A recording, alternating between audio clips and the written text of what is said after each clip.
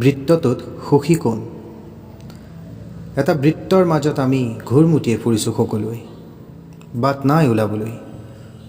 তামৰঙী সূৰুজৰ হেঙুলীয়া আভাত জিলিকিছে ক্ষত বিক্ষত জৰ্জৰিত মনুষ্যত্ব।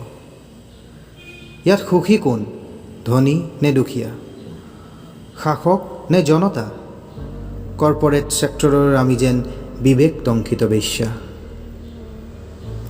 বৃত্তটোৱে গৰ্ভধাৰণ কৰিছে, হালধীয়া সপোনবোৰ গৰ্ভস্থ হৈছে। সৰিয়হৰ হালধীয়া, জিকা ফুলৰ হালধীয়া। সপোনৰ হালধীয়াবোৰ খেদি খেদি সুখ হেৰাইছে। প্ৰেমৰ তাত্ত্বিক চেতনাৰ সলনি হৈছে। স্তব্ধ অশ্বক্লান্তত বহি ভাৰাক্ৰান্ত প্ৰেমিকে ৰাতিৰ বাঁহীৰ সুৰত কান্দিছে। প্ৰেমতো অসুখ। প্ৰকৃতাৰ্থত সুখী কোন? প্ৰেমিক নে পশু? বৃত্তৰ মাজত ঈশ্বৰ ভাগ ভাগ।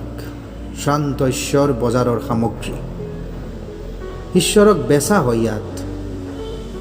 আমিবোৰে সুখী হ'বলৈ ঈশ্বৰক কিনো? জলাভিষেক কৰোঁ, ৰুদ্ৰাভিষেক কৰোঁ, কিন্তু ইয়াত সুখী কোন? ফুটপাথৰ পাগলটো নে ঈশ্বৰক ৰক্তাভিষেক কৰা আমিবোৰ?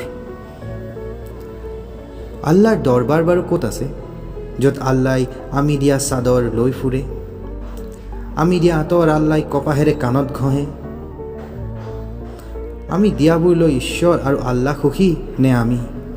নে সেই পাগলটো যাৰ জাত পাত ঈশ্বৰ ধৰ্ম একোৱেই নাই, খাইছে শুইছে আৰু জীয়াইছে? বৃত্তটোত সুখী কোন? তুমি, আমি, ঈশ্বৰ নে প্ৰকৃতি?